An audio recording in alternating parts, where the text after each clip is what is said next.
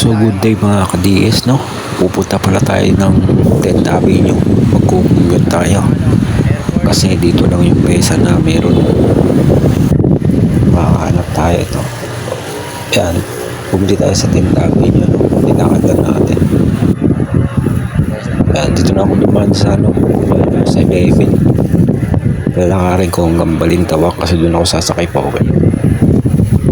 Ayan yung mga binili ko kasi lang, timing chain tsaka timing guide, tsaka bumili din ako ng piston ring, pero dapat bumili na rin naman ng valve kaso kinapos tayo kaya tsatsagaan na lang muna natin. Ayan, okay, pagpapalita ko sa inyo. Ayan, pauwi na tayo.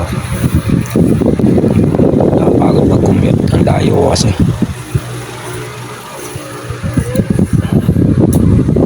Hirap maghanap ng pesa. Kaya doon tayo sasakay sa baba. Yan, papunta ng bayan. Ang hirap hanapan ng pesa ng YTX.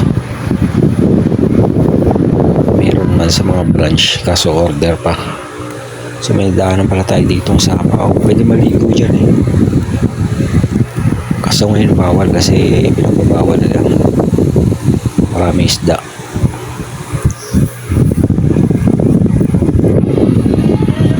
So ito pala yung nabili natin timing guide, no? Original to. Talagang malupit talaga sa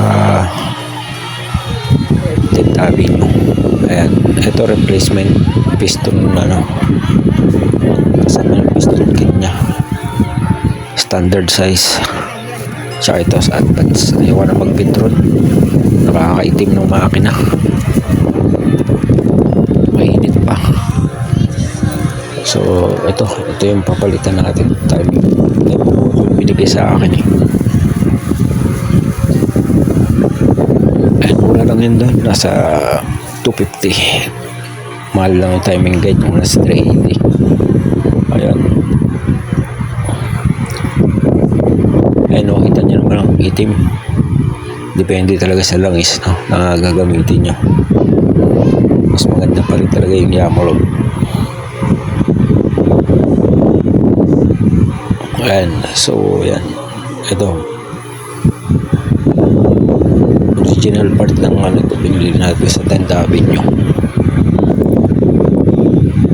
Ayan, paglagay nyan basta silipin nyo lang yung pinakakanan nya kasi mabaligtad nyo eh. Ayan, ipitan nyo yan ng todo. Ayan, meron naman siya stopper eh, kaya masasagad yan. Puro alin, kaya kailangan may tools ngayon. Puro alin ng YTX, ang daming alin wrench na pantanggal. Tsaka dapat meron din kayong impact drive para madali. Ito, mamaya natin kakabit ito.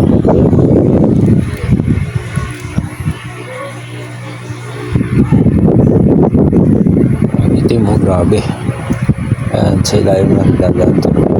Tatalihan lang natin ito mamaya para habang inaayos natin. Nga pala, huwag muna kayong ibabalik talaga. Nakalimutan ko kasi yung video na to is in-edit ko na lang. Ayan, nahirapan kasi ako mag top dead center sa magkabit niyan kasi sobrang higpit pa kasi bago. Ayan, nakataas yung pag nag-top center TDC. Kasi yung iba ginagawa nila pag nagpapalit ng timing chain, inaano na nila, sinisit na nila yung ayan, meron palang yan, makalagay ng maliit na washer. Ayan, sunod ito, tsaka sabay nyo na rin yung nya, yung kanyang starter kasi mahirap ikabit pagka ayan.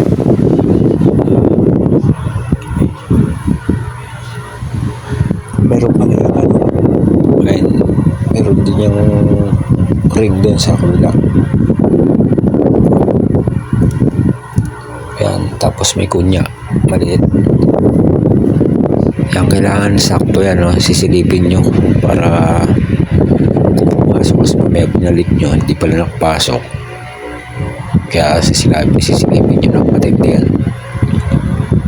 Ayan, DIY lang itong gagawin natin kasi hindi naman tayo mekaniko. Ayan, kakabit na natin. So, ayan.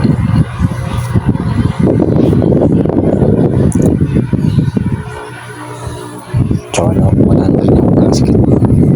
Pinagtsigang muna yung gasket maker. Sigurado hindi siya advisable. Pero paminsan para magamit na. Ayun lang. Grabe yun. Kita muna natin.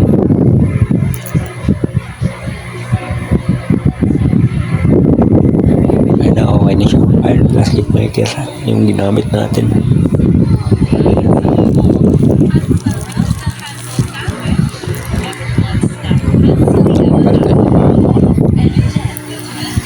Ayan, kasi may kagat yung aking piston is sinira ng valve kasi nga may singaw.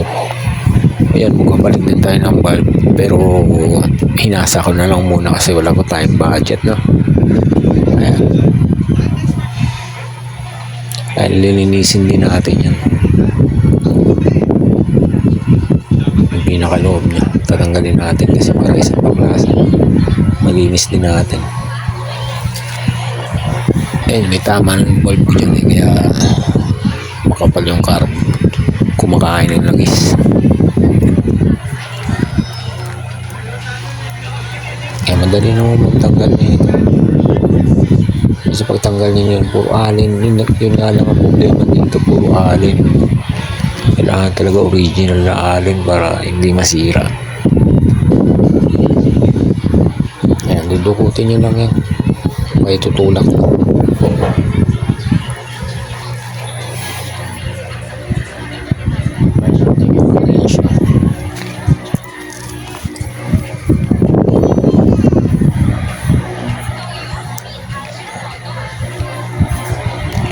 Kailangan kasi natin hatakin. Ayan na guys, lilinisin natin, no? Tatanggalin natin yung mga carbon. Ayan yung intake ko kasi may tama na. Need na pala. Ayan, magtsatsyagain muna natin.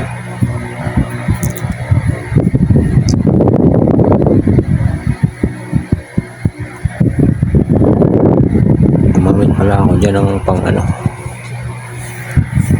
linis talaga ng yung maliit na brush, steel brush. Nabala sa grinder. I-grind natin na ito para tanggalin. Ayan.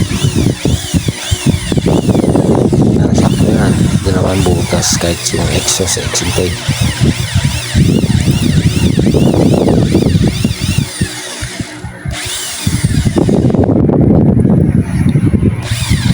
Yun lang, titignan natin kung obra.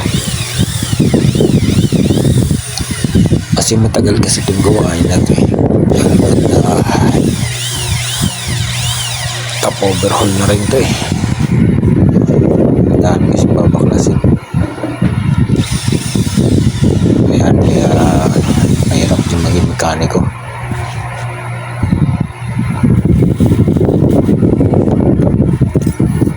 Ayan, mas mahal kasi kapag magawa ka sa iba talaga. Kaya nag-DIY na lang ako.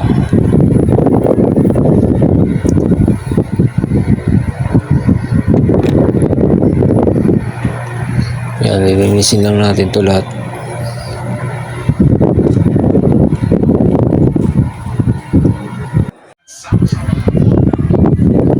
So yung good day, ayan, nalinis na natin. So may tama pala yung ating exhaust. So no choice tayo, tayong budget, kaya kahit may tagas na dapat magtagas. gas. Binalik na natin temporary. Ito yung paglagay na ito, nakaganito. Ayan, nakaganyan siya. May guide naman yun. Kasi ayun sa ilalim niya. Kasi, ayan, pasok yung nakaganyan. Ito, huwag niyo iwawala ito. Kanyang protection niya sa kanyang bulb. Yung tinatamaan ng arm.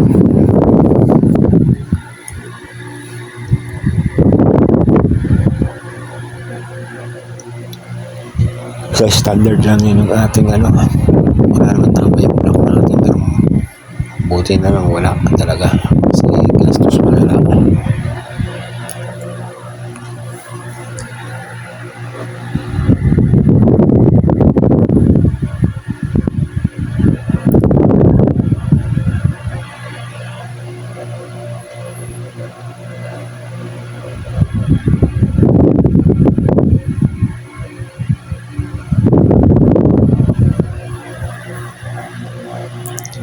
So, inano lang natin, ina-adjust lang natin para hindi magtapat-tapat.